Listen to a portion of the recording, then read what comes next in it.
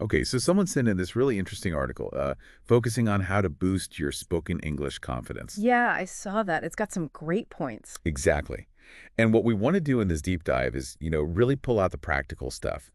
Actionable ways to sound more confident just by swapping out a few common words. Right, because the language we use, it really does shape perception, both how others see us and honestly how we see ourselves. This article gives us like 10 examples. Perfect.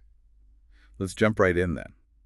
First one, the article flags is using I think all the time. Uh-huh. It suggests saying I believe, or maybe in my opinion instead. Makes you sound more direct, apparently. Well, yeah, I mean, I think can sometimes sound a little hesitant, like you're not quite sure yourself. Hmm. Whereas I believe, or in my opinion, they just land with a bit more conviction. You sound like you've actually considered it. That makes sense. A small change, big difference in perceived confidence. Okay, next up. I don't know. Ah, the classic conversation stuff. Right. But the article suggests things like, that's a good question, let me get back to you. Or even just, I'll find out for you. Exactly. It's not about pretending you know. It's about showing initiative. So it turns a negative into a kind of positive action. Precisely. I don't know. It can feel passive, like a dead end.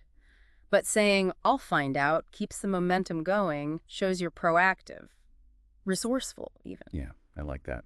Okay, what about I can't?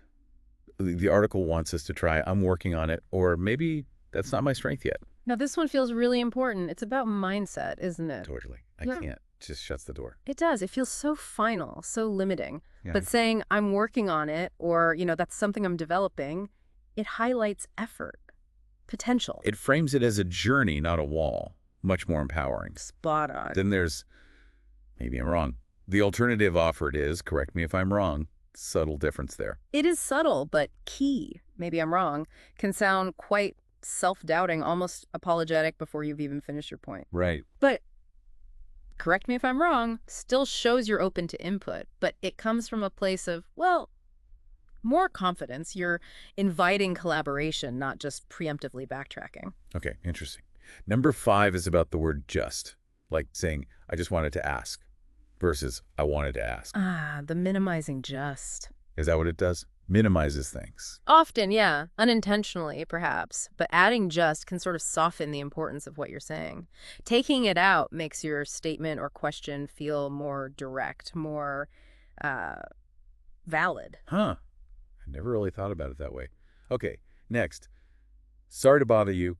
We've all said that. Oh, absolutely. The suggestion is, do you have a moment instead? It's about respect versus apology, really. Sorry to bother you. Yeah. Almost implies your need is an inconvenience from the start. Whereas, do you have a moment Mm, respects their time, but still asserts your need to connect. exactly. It's Yeah. polite but confident.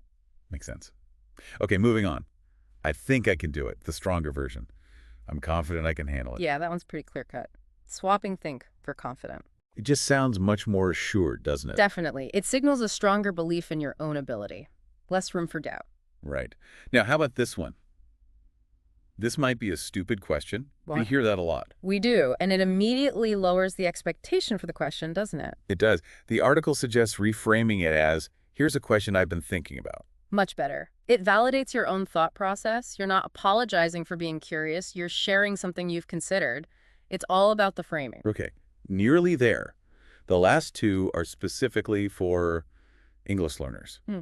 Instead of, I'm not good at English, or my English is bad. Which can be really self-defeating. Yeah, totally. The suggestions are, I'm improving my English every day, or I'm still learning, but I'm getting better. And this really gets to the heart of it for learners. It's that growth mindset again. Focusing on the progress, not some imaginary perfect endpoint. Exactly. It acknowledges where you are, but emphasizes the positive trajectory. It's truthful and motivating. So when you look at all these examples, the underlying theme seems to be about, well, choosing words that reflect confidence and a willingness to grow. Absolutely. It's not about being arrogant. It's about being clear, proactive, and positive in how you communicate.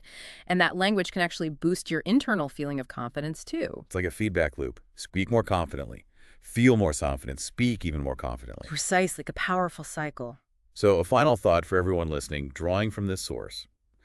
How might consciously choosing these stronger, more positive phrases actually change not just how others see you, but maybe how you see yourself as your own learning process? Something to think about. Thanks for this deep dive.